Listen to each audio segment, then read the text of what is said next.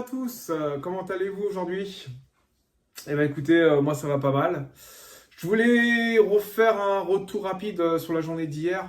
Donc si vous avez bien suivi, j'avais trouvé une première position, enfin je m'étais fait sortir sur une première position. Puis j'en avais retrouvé une autre, mais je n'étais pas rentré sur ce setup-là, malheureusement, puisque c'était le biais de la journée. Et de là, dans l'après-midi, j'ai retrouvé un autre setup qui malheureusement que j'ai pas tenu, tout simplement. Et du coup, j'ai fait que rattraper mes pertes. Donc, et il s'avère que le prix est allé jusqu'à ma target, donc jusqu'à cette fameuse trendline que j'avais tracée depuis vendredi dernier, voire jeudi dernier. Et du coup, voilà, le prix est arrivé sur cette trendline-là. Aujourd'hui, aujourd'hui, il est trop marrant. Enfin non, pas du tout. En fait, euh, j'avais repéré une zone aussi qui m'avait l'air très très pertinente et ça, j'avais repéré aussi depuis la semaine dernière. Donc je l'avais tracé. Et du coup, hier, oui, dans la nuit, je vois que le prix commence à accumuler. Donc il fait une accumulation, il manipule. Et il manipule juste au-dessus de ma zone que j'avais tracée déjà auparavant. Pour moi, ça ressemblait à une accumulation. En plus, je vois qu'il casse des plus hauts et qui revient un peu dans ma zone. En plus, il y a de beaux équaillots qui annoncent, hein, enfin, qui est une, comment ça s'appelle, une confirmation de plus pour que je prenne ce setup-là. Et à la liquidation des equaillots, je rentre en position. Sauf que je mets mon SL juste en bas de la mèche et je me fais sortir juste derrière. Bon, ok. Je reprends sur une autre mèche, le prix part. Je me mets rapidement à bleu, comme d'habitude. Et je me fais sortir. Donc voilà, donc là je suis à moins 12,50 $, ce qui n'est pas énorme. Et là, j'étais occupé dans la matinée. Et là, je reviens sur les graphiques. Et le prix, je vois qui rebondit bien dans la zone, en fait. Donc, il n'avait pas fini sa manipulation. Et là, du coup, il est en train de faire les plus hauts de ce que j'avais prédit. Donc voilà, émotion 1, Jérôme 0. Donc voilà, ça continue. Ouais, je suis un peu contrarié là parce que ça fait 12 jours de suite que je loupe les bons setups. Alors là, je voulais re-rentrer, mais comme j'ai dit, je ne fais plus de FOMO. C'est-à-dire que je rentre plus comme ça. Donc je laisse courir le trade et puis tant pis pour moi. Et tant pis pour moi. Demain, il y aura des annonces intéressantes. Sûrement que je trouverai un setup pertinent, sauf que là, non, je sais pas, je vais attendre l'après-midi. De toute façon, je vais vous montrer ça sur les graphiques tout de suite là. Donc à tout de suite, on se retrouve sur les graphiques. Donc retour sur les graphiques comme prévu. Donc voilà, le prix a réagi là, sur cette mèche là, enfin sur cette zone là, pardon. Et du coup, voilà, j'attends une target ici. Mais malheureusement, je n'ai pas pris le trade. Donc, il part sans moi. Tant pis, tant pis. Tant pis. Je me suis aussi laissé un peu influencer parce que j'ai regardé un peu YouTube. Alors, il faut savoir, voilà, je suis deux traders qui sont, on va dire, à peu près solides. Il y a Benoît Rousseau, je ne sais pas si vous connaissez, il est trader depuis une trentaine d'années. Et un débutant, enfin il a un an de trading mais il est plutôt pertinent, il fait des streams le matin et l'après-midi. Qui s'appelle Tom le Trader, il a sa chaîne YouTube également.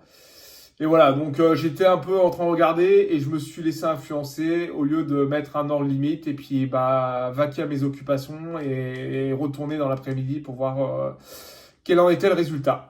Donc voilà, j'espère partir le trade et tant pis pour moi. Donc ça fait une deuxième frustration de la semaine.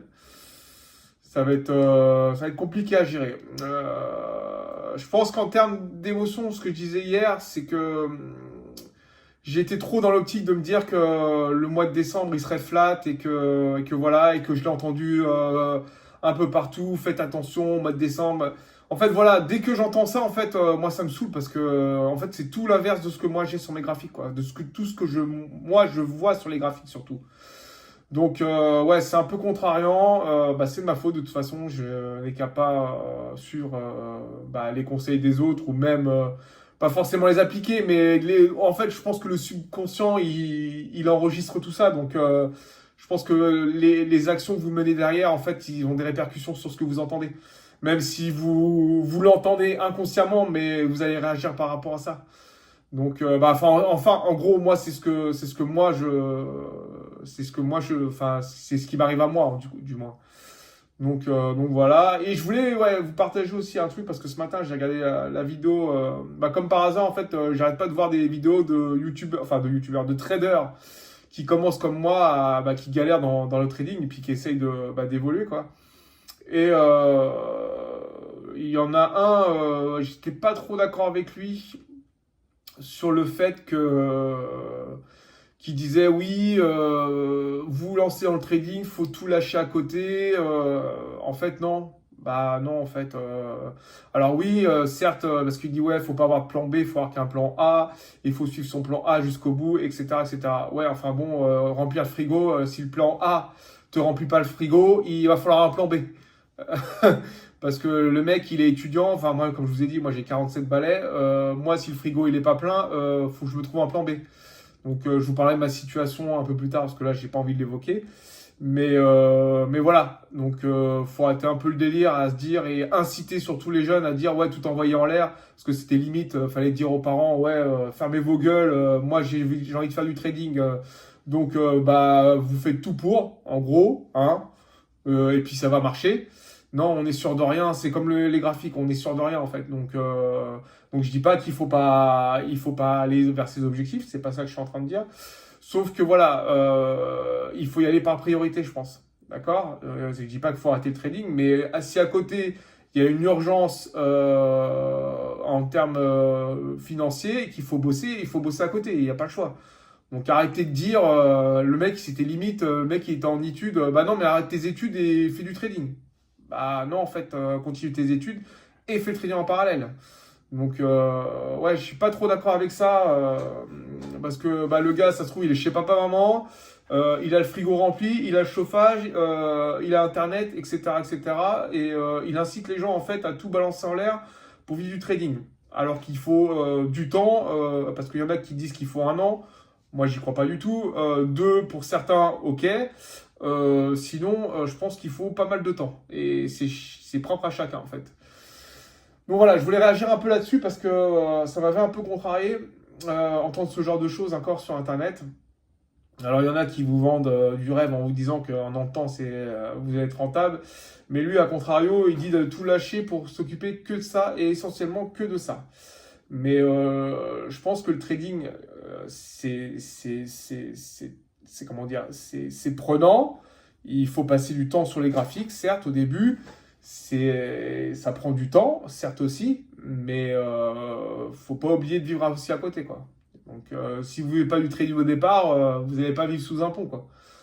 Enfin bref, j'espère que je me suis bien fait comprendre. De toute façon, c'est ma vision des choses. Vous n'êtes pas obligé d'être d'accord avec moi.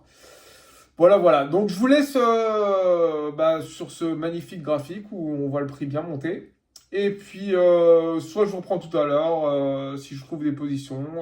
Sinon, je vous dis à demain. Allez, ciao, faites attention aux sous. Bye.